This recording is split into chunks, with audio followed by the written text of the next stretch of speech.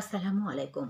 বাংলাদেশ বেতার রংপুর স্থানীয় খবরে আমন্ত্রণ জানাচ্ছি আমি পারভীন সুলতানা। আজ আখেরি মোনাজাতের মধ্য দিয়ে শেষ হয়েছে টঙ্গীর তুরাগ তীরের প্রথম পর্বের বিশ্ব ইজতেমা। মহান আল্লাহর সন্তুষ্টি লাভের আশায় তীব্র শীত উপেক্ষা করে ইজতেমায় অংশ নেন মুসল্লিগণ।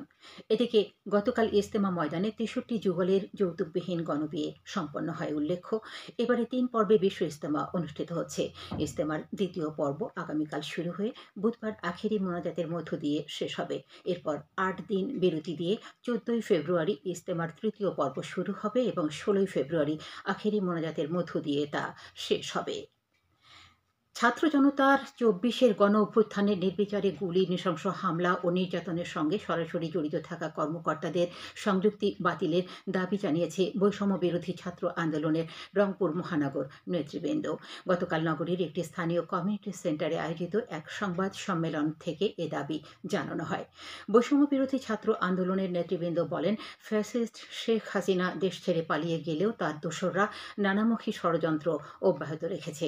তারা রংপুরের উন্নয়নে বিশেষ বাজেট বরাদ্দ দেয়া সহ রেল যোগাযোগ ব্যবস্থার উন্নতিকরণ, ট্রেনের সংখ্যা বৃদ্ধি, গ্যাসভিত্তিক কলকারখানা চালু, শ্যামাসুন্দরী খাল সংস্কার এবং জন আকাঙ্ক্ষা পূরণে অন্তর্বর্তী সরকারের কাছে দাবি জানান।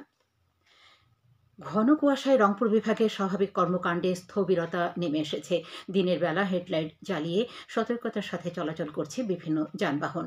গতকাল ঘন কুয়াশার কারণে রংপুরের মিঠাপুকুর, তারাগঞ্জ ও বদরগঞ্জে পৃথক ৬টি সড়ক দুর্ঘটনার খবর পাওয়া গেছে।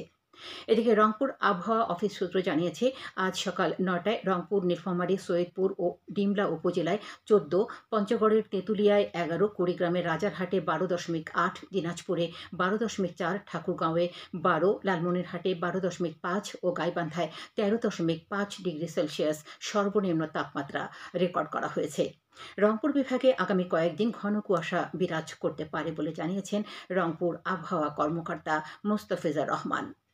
এছাড়া জয়পুরহাট কালাইয়ে ঘন কুয়াশার কারণে আজ সকালে ২ ট্রাকের মুখোমুখি সংঘর্ষে এনামুল হক নামে এক চালকের মৃত্যু হয়েছে। জয়পুরহাট বগুড়া মহাসড়কের পৌর শহরের ঠুসিগাড়ি এলাকায় এই দুর্ঘটনাটি ঘটে। কুড়িগ্রাম জেলা মহিলা আওয়ামী লীগের সাবেক সভাপতি ও সংরক্ষিত আসনের সাবেক সংসদ সদস্য আহমেদ নাজমিন সুলতানা নাজলীকে গতকাল গ্রেফতার করেছে পুলিশ। তার বিরুদ্ধে বিভিন্ন সরকারি বরাদ্দের অর্থ আত্মসাৎ এবং বৈষম্য বিরোধী আন্দোলনে ছাত্র জনতার উপর হামলায় জড়িত থাকার অভিযোগ রয়েছে। এদিকে গ্রেফতার হওয়া আহমেদ নাজমিন সুলতানা নাজলীকে জিজ্ঞাসাবাদ শেষে আদালতের মাধ্যমে জেল হাজতে প্রেরণ করা হয়েছে বলে জানিয়েছে কুড়িগ্রাম সদর থানার অফিসার ইনচার্জ। জাতীয় নিরাপদ খাদ্য দিবস উপলক্ষে গাইবান্ধায় আজ জেলা প্রশাসকের সম্মেলন কক্ষে এক আলোচনা সভা অনুষ্ঠিত হয়। সভায় প্রধান অতিথি ছিলেন deputy commissioner Chowdhury Moazzem Hossain, civil surgeon Kaniz Sabiha ও কৃষি সম্প্রসারণ অধিদপ্তরের উপপরিচালক মোহাম্মদ খোরশেদ আলম বিশেষ অতিথি ছিলেন। সভায় বক্তারা বলেন, অনিরাপদ খাদ্য গ্রহণে ক্যান্সার, কিডনি রোগ ও বিকলাঙ্গতা সহ মারাত্মক স্বাস্থ্য ঝুঁকির সৃষ্টি হয়। এজন্য পুষ্টিকর ও নিরাপদ খাদ্য সম্পর্কে জনসচেতনতা সৃষ্টি অত্যন্ত জরুরি। কুড়িগ্রামের রৌমারী উপজেলার মণ্ডলপাড়া সরকারি প্রাথমিক বিদ্যালয়ে আজ মা সমাবেশ অনুষ্ঠিত হয়েছে। বিদ্যালয়ের প্রধান শিক্ষক মোহাম্মদ আবু সাইদের সভাপতিত্বে সমাবেশে সহকারী উপজেলা শিক্ষা অফিসার মোসাম্মদ জেসমিন আক্তার প্রধান অতিথি ছিলেন। সমাবেশে শিশু স্বাস্থ্য পরিচর্যা, পরিষ্কার পরিচ্ছন্নতা ও নতুন বছরের পাঠদান প্রস্তুতি সহ বিভিন্ন বিষয়ে মায়েদের করণীয় সম্পর্কে আলোচনা করা হয়। এদিকে Lalmonirhat police lines school and কলেজে গতকাল অভিভাবক সমাবেশ ও মতবিনিময় সভা অনুষ্ঠিত হয়েছে। প্রতিষ্ঠানের হলরুমে অনুষ্ঠিত সভায় সভাপতিত্ব করেন পুলিশ সুপার মোহাম্মদ তরিকুল ইসলাম। তারুণ্যের উৎসব উপলক্ষে রংপুরে বিভাগীয় পর্যায়ে অ্যাথলেটিক্স প্রতিযোগিতা আজ সকালে রংপুর স্টেডিয়ামে শুরু হয়েছে। বিভাগীয় কমিশনার মোহাম্মদ শহীদুল ইসলাম এই প্রতিযোগিতার উদ্বোধন করেন।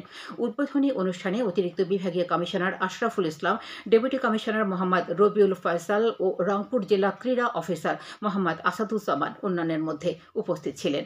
প্রতিযোগিতায় পুরুষ ও নারী বিভাগে 18টি ইভেন্টে রংপুর বিভাগের 8 জেলার অ্যাথলেট বৃন্দ অংশ নিচ্ছেন। এদিকে তারুণ্যের উৎসব উদযাপন উপলক্ষে গাইবান্ধা ইসলামিয়া উচ্চ বিদ্যালয় মাঠে গতকাল আন্ত উপজেলা অ্যাথলেটিক্স প্রতিযোগিতা অনুষ্ঠিত হয়েছে। জেলা ক্রীড়া অফিসার মোহাম্মদ আলমগীর হোসেনের সভাপতিত্বে অনুষ্ঠানে প্রধান অতিথি ছিলেন অতিরিক্ত জেলা ম্যাজিস্ট্রেট আল মামুন। প্রতিযোগিতার 18টি ইভেন্টে 7 উপজেলার 120 জন প্রতিযোগী অংশ নেন। সবশেষে আবহাওয়া। আজ সন্ধ্যে 6টা পর্যন্ত পূর্বাভাসে বলা হয়েছে সকাল 10টা থেকে পরবর্তী 2 থেকে 3 ঘন্টা দেশের নদী অববাহিকার বিরাজমান কুয়াশা অব্যাহত থাকবে।